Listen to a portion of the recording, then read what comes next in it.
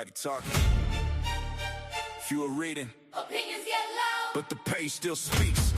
Back to the page.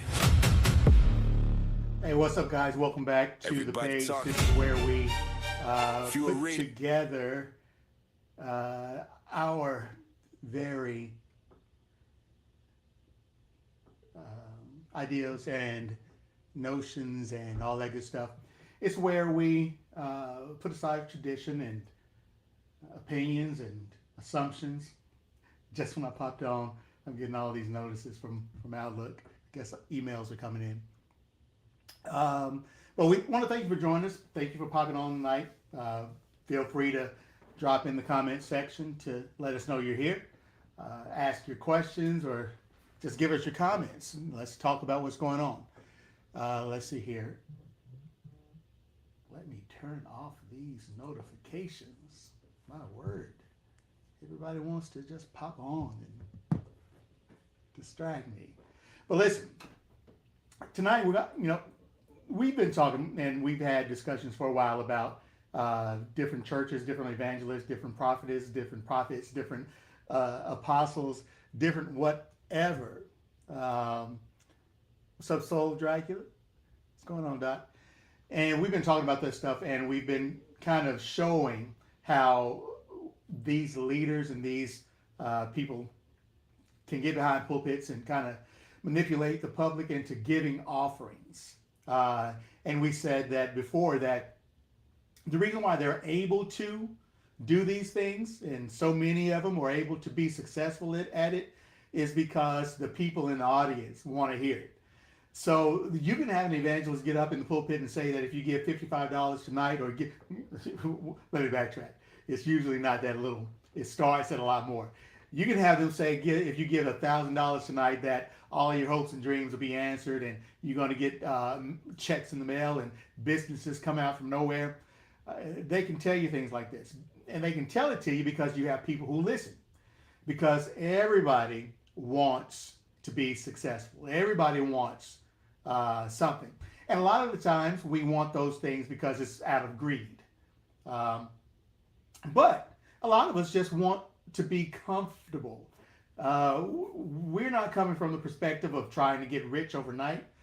We are coming from the perspective that we simply want to be able to provide for our family. We don't want the lights going off on us anymore. We don't want to be hungry anymore. A lot of people are that kind of desperate. So we're not just talking about money tonight. We're talking about money, but we're not just talking about money. We're talking about how people desperately want financial relief and put themselves in the situation where they are driven to seek after these evangelists, these pastors. I remember years ago when I was laid off, one of the many times I was laid off my job.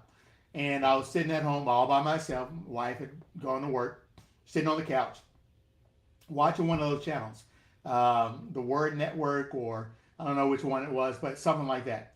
And this particular guy came on, and he had these, and to be honest, I can't even remember exactly what he had. I know that there's a lot of people who have prayer oil or blessed water, holy water or blessed water that they get from a river somewhere. This guy, I think he had some sort of handkerchief or something like that. This blessed handkerchief that all you got to do is just write to him, and he'll send it to you for no obligation, just free. And he promised that if you receive it, then you'll be blessed. And I was sitting all day just watching all of this kind of stuff. And I was almost tempted to write this guy and get this prayer cloth or whatever it was. So you have people who are in desperate situations, who are in situations where they are vulnerable to these kind of tactics. So I want to talk to you tonight because the Bible it speaks to us, because there's nothing sinful about wanting to provide for your family. There's nothing sinful about wanting to leave a legacy for your family. Nothing sinful about that. But the problem begins when someone promises that God is going to guarantee prosperity if you'll simply send money or if you'll simply sow a seed. How often have you heard that? Or if you just simply provide or perform some sort of religious transaction. If you do this, God is going to bless you. If you do this, you're going to have money, and you're not even going to even have to ask for it. You're going to be the lender and no longer the borrower. Now, that's where the problem comes in. Because the Bible, never, ever, ever, what's up, Jay? Never, ever, ever, the Bible never, ever, ever, ever, ever teaches us that we can manipulate God into doing anything. Instead, what it does teach is it does teach principles. Now, you'll see me looking over this way every now and then. I'm trying to look at the comment section that I have up. I don't want to miss any comments, don't want to miss any questions or anything like that. So I'll glance over there from time to time. So the Bible doesn't teach us how to manipulate God. Okay, it doesn't teach us to expect these transactional kind of promises delivering from God. But the Bible does teach us that there are principles in there that will work under God's design. In other words, a promise is something that is going to commit God to doing something. A principle tells us that if you work this principle that God has designed, then, there you go. You can have whatever that principle applies to. So the question that we usually ask are in terms of miracles. What miracle can I claim today? But the better question is to ask, what principle is the Bible teaching in regards to whatever it is I need? In line with that, I thought about Joseph. So we're going to talk about Joseph, because when you think about Joseph, most people summarize Joseph's story with one sentence. And what's that sentence? Or what is it about? We summarize Joseph's story in one sentence that says something like, save during the good years, or save when you're able to, and you'll have during the lean years. That's pretty much the way we sum up Joseph's story. But that is true, but that is not all of what happened to Joseph. It barely even scratches the surface of Joseph's story, because Joseph was a saver, but he wasn't simply just a saver. Joseph was a builder. Joseph built things. Now, when Pharaoh had this dream about the 7 years of abundance and the 7 years of famine that would follow, Joseph interpreted that dream.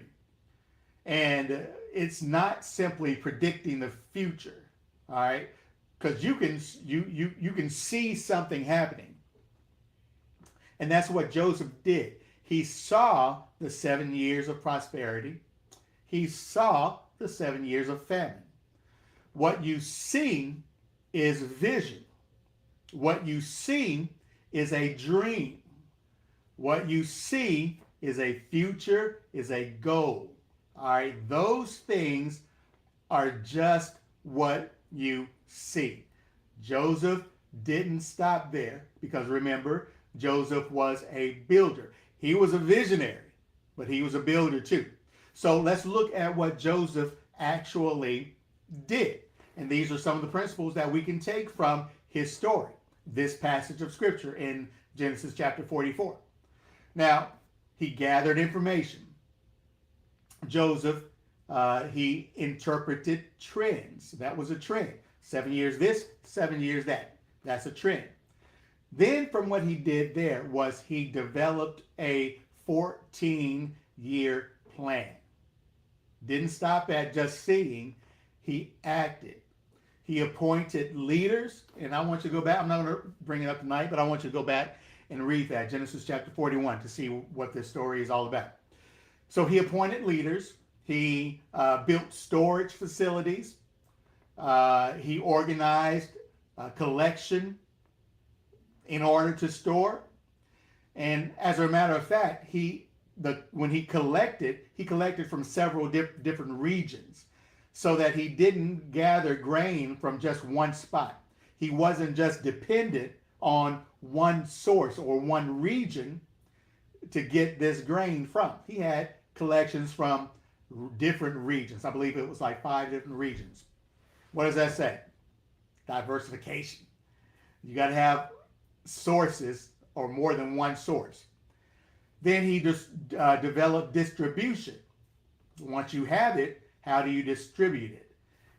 So he prepared before the crisis ever even appeared.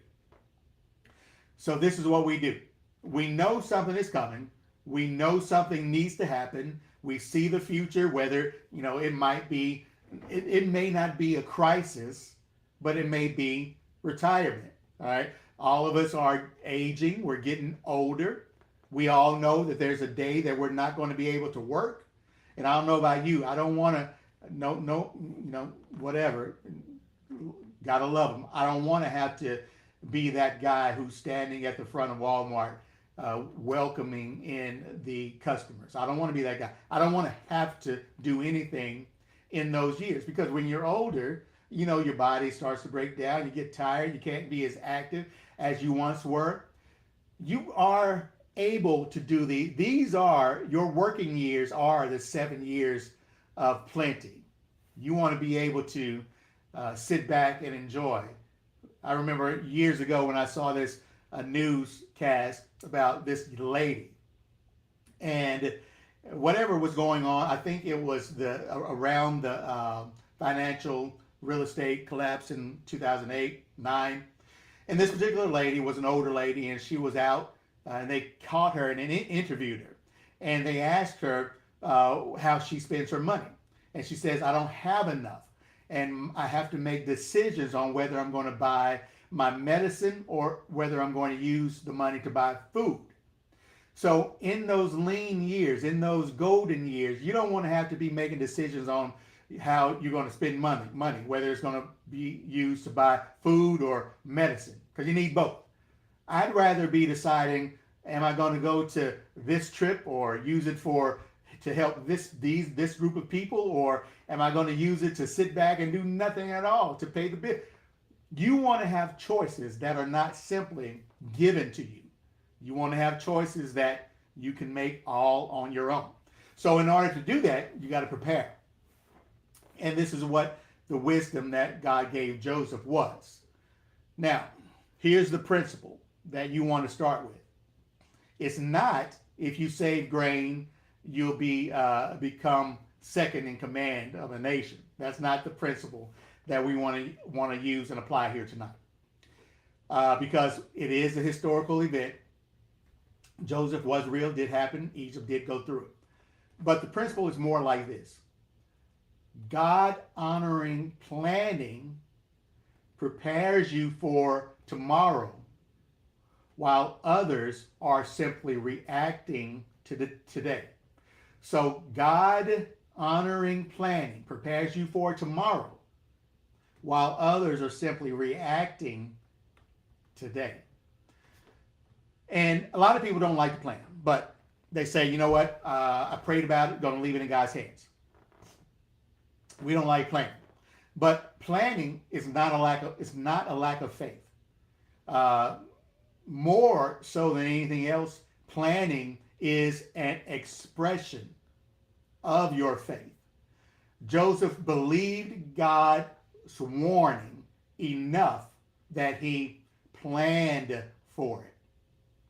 So planning is not a lack of faith, but planning is an expression of your faith. You know God to be true. So you are planning because you trust him. You believe his warnings, so you plan so that you can avoid or live through the circumstances that are coming. So this is what we have. Sometimes we just imagine Joseph filling up barns, and it's just as simple as that. You got these barns, got this excess grain, put the two together, and you're done. 7 years pass, next 7 years come, you're all ready. But he actually built an entire economic infrastructure that survived after this. He created entire systems of collection, transportation, entire systems of distribution. He created accountability, inventory, communication, relationships.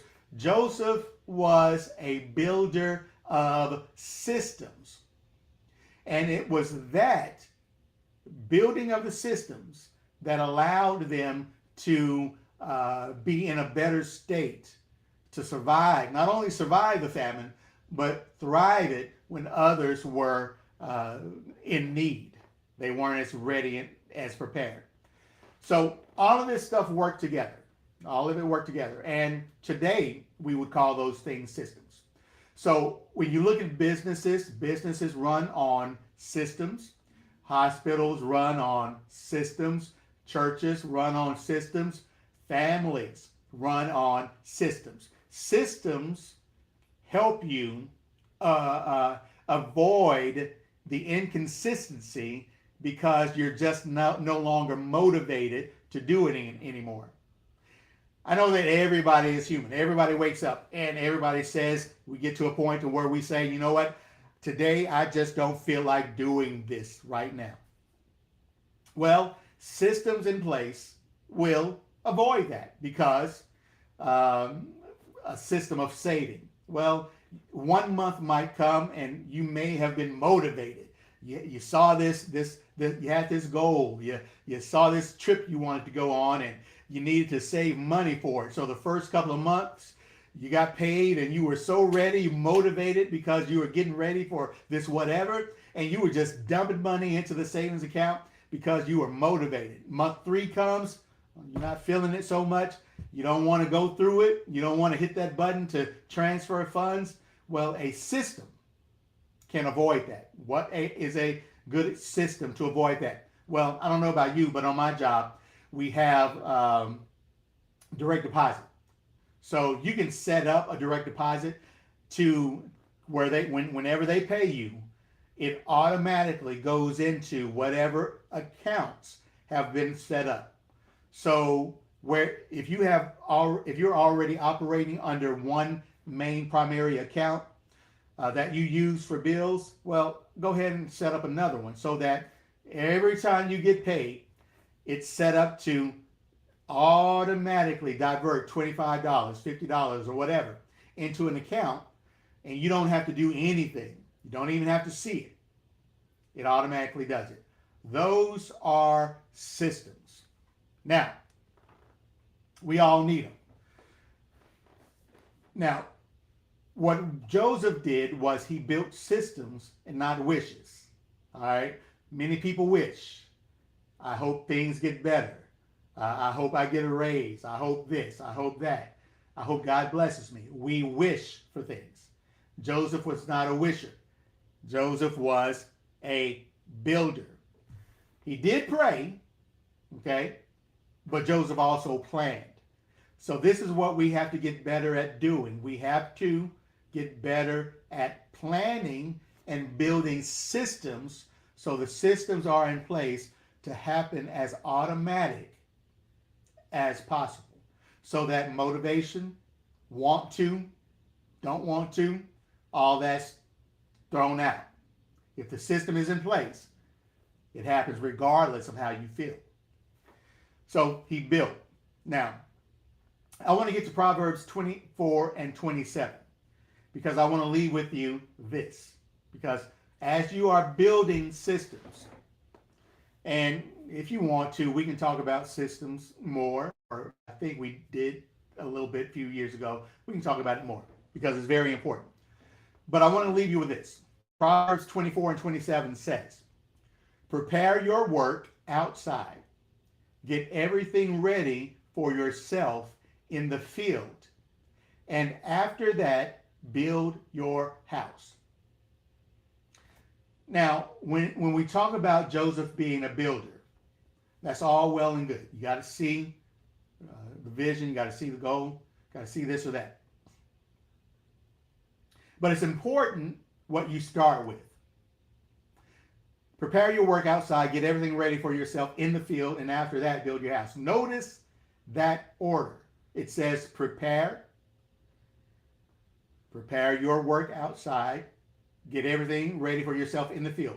Produce, in the field is production. And after that, it says build your house. The last thing you do is build your house. God is teaching us priorities. So what does all of this represent? The field, that's production. Production. The house, that's where things get consumed. The field is production. The house is consumption. The Bible says that we need to build the engine before we build the lifestyle. And this is what we are, in our own personal family, we're talking about this stuff. Yeah, Joseph not only planned, he executed the plan. Exactly. The execution. And this is probably for another day. But there are things that are going on in our brains all the time. Because a lot of times you can have a good plan, but never execute it. We procrastinate, or because of fear or whatever, we never follow through with the plan. We have, I wish I had done this years ago. You wish this, you wish that. You had this plan, but you never followed through. So there are things going on in your brain. Your the the front of your brain, tongue tied.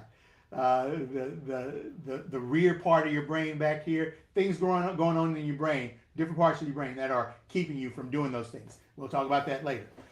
But yeah, he planned and he executed.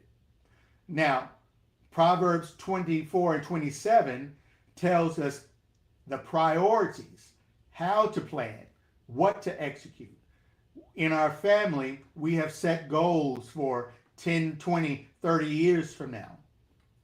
But it's important to recognize that in order to get any of those goals that we've set, we have to first produce. We have to first ready yourself in the field. So the production is what's going to pay for the consumption. All right. So that's why we are working on these things now. We are working on the production part of it. So because for years we've had this thing out of order. And the problem that so many young people get into is they get into the reverse order.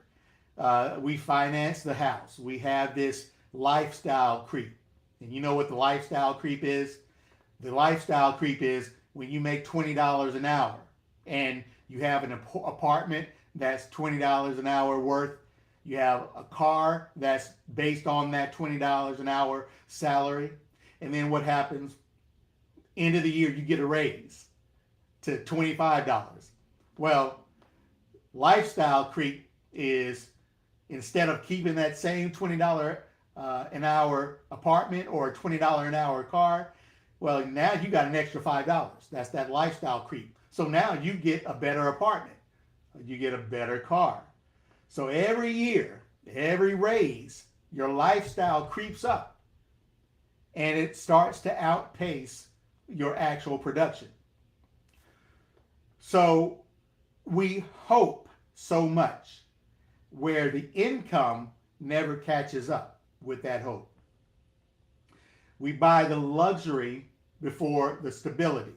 We chase the appearances before the assets. One thing that I wish I would have learned in my 20s, so much younger, all these years. I wish before I bought any, let me tell you this, because I used to say, fake it till you make it.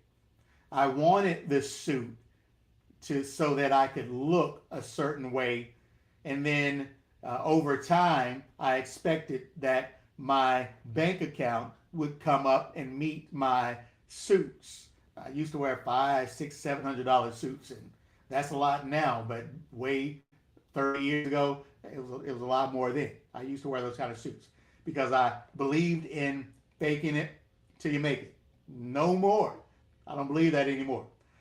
What I believe now and what I wish I had believed then is I need assets that produce and support whatever lifestyle you want to live. If you don't have the assets, you can't buy it. You can't buy the new car. You can't buy the whatever. Now, you produce the income producing engine first. You develop the skill, you start the business, you buy the productive asset, you learn the trade, you create the value, you do that first. Now listen, I heard a story about there was this factory owner, and one day one of his largest, most important machines stopped working. Out of the blue, stopped working. So he needed this machine because he couldn't produce anything, couldn't make any money. So he was literally losing money. So he called this engineer, and the engineer came, and the engineer walked into the factory, walked up to the broken machine, and looked at it. Went into his toolbox, grabbed his hammer, and went back over to the machine and tapped a bolt and put his hammer back into the toolbox. And out of nowhere, the humming of the machine started. It started, and it started producing again, and it was working. And it went on to work uninterrupted without any stopping. It was fine. So after that, the engineer went up to the owner of the factory and handed the owner an invoice for $10,000. And of course, the owner looked at this and he got really, really mad, red in the face, and he screamed, "Man, you were here for like 2 minutes, literally 2 minutes, and you expect me to give you $10,000 for 2 minutes of work? And I need you to give me a full, complete breakdown of this invoice before I give you any money." Engineer smiled, took the invoice, took out a pen, and wrote. On the invoice, he wrote he wrote time. What did he write? He wrote time. And then beside that time entry field, he wrote $1. And then below that, he wrote the expertise to know which bolt to tap, $9,999. So in other words, he wasn't getting paid based on his time. He was getting paid based on his knowledge. Time spent, $1. The knowledge, $9,999. So when we establish the field, keep this in mind. Your job, your career, whatever's paying you 9 to 5, that's only one section of the field. One section. Remember, Joseph had he had regions where he was storing up grain, 5, I think. Well, you need several sources or stream of income. Your job is only your largest client at the moment, but he should not, or your job should not be your only customer. We need several streams of income.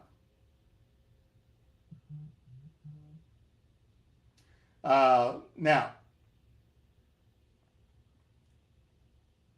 that's what we have to depend on.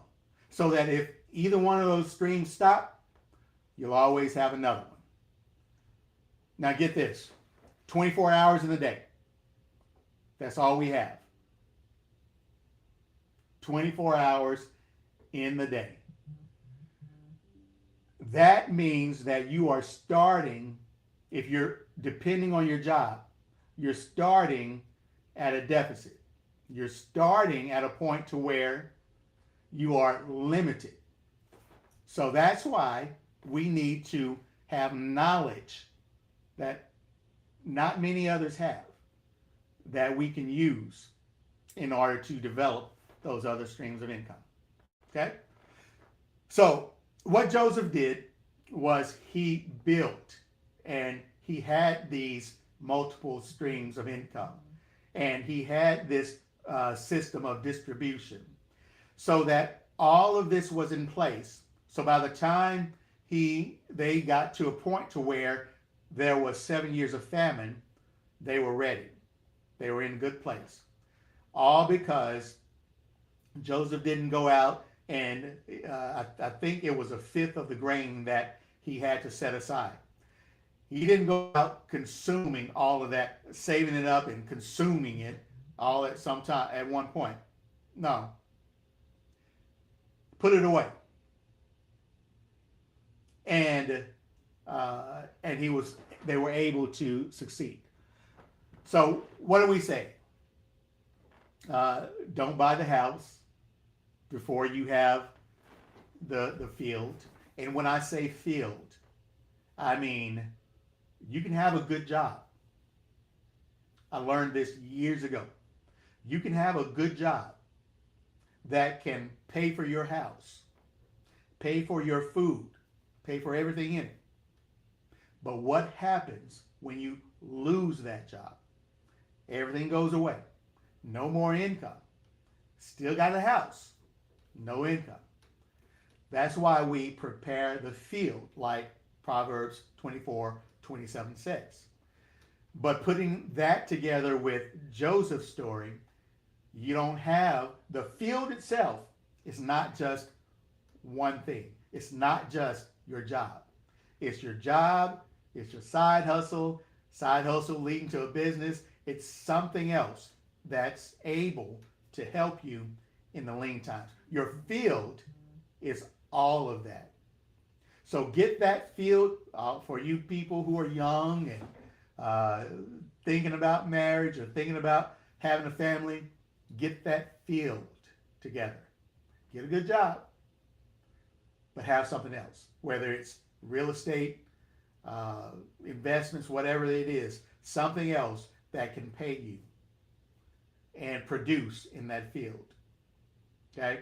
So if you have all of these things and have this mindset, you will never need another evangelist to tell you to sow $1,000 seed and God's going to bless your business. You'll never need another pastor to tell you if you sow in this offering today, then God is going to give you everything you've ever hoped and dreamed. You will never need any of that stuff. You've got the principles. I didn't go into all the details. You can do some more study yourself. But you have the principles to teach you and lead you to get and be successful in these areas. It's called stewardship. It's called being a good steward. It's not called becoming the next millionaire, billionaire, who wants to be the next millionaire. It's not that. It's just being a good steward of what God has given you. That's all. All right?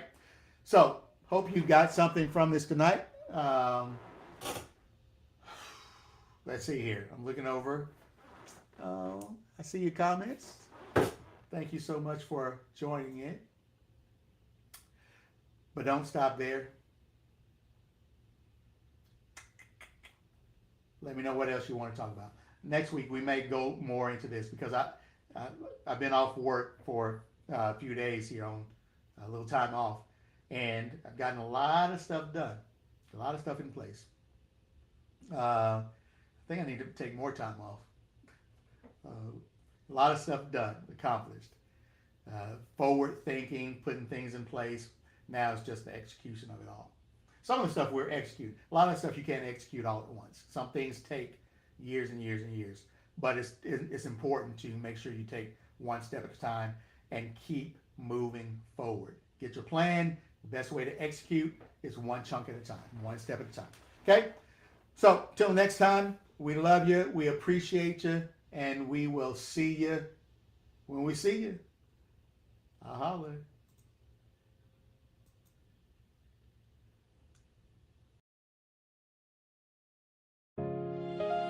We don't build our faith on personalities. We don't build it on popularity. We don't build it on tradition alone. We build it on the word. So keep asking, keep searching, keep reading. Don't just believe it. Open the page. I'll see you next time. Back to the page. We don't build